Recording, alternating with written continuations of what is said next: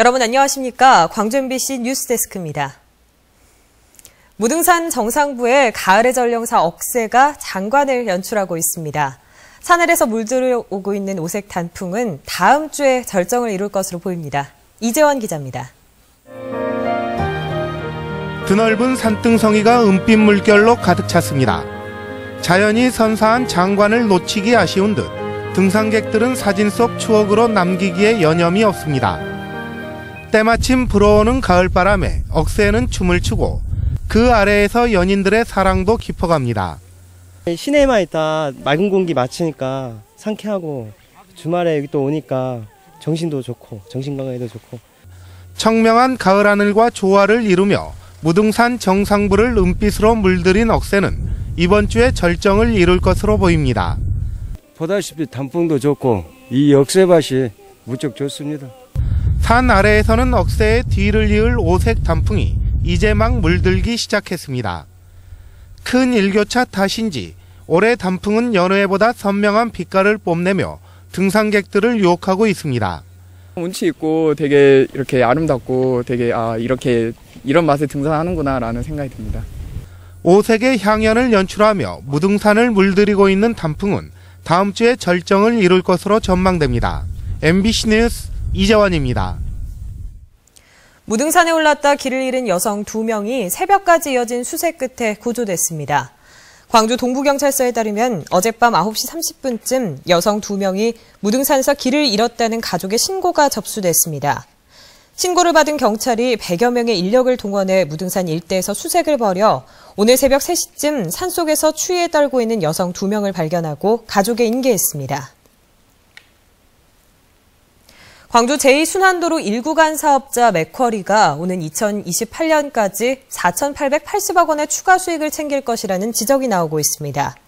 광주시에 따르면 지난 10년 동안 이자로만 2,615억 원을 챙긴 맥쿼리는 사용기간이 종료되는 2028년까지 당초 이자보다 4,880억 원이 추가된 이자 수익을 챙길 것으로 전망됩니다. 광주시는 자본구조 원상 회복 명령을 내려 행정소송 1심에서 승소했지만 맥쿼리 측이 항소해 현재 2심이 진행되고 있습니다. 광주국세청이 세금을 잘못 부과해 징계를 받는 경우가 매년 수백 건에 이르고 있습니다.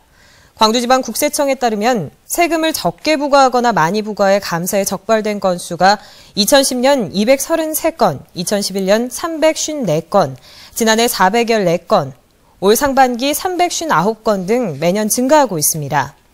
이에 따라 징계와 경고 등을 받은 세무서 직원들도 2010년 330명, 2011년 376명, 지난해 474명, 올 상반기 252명에 이르고 있습니다.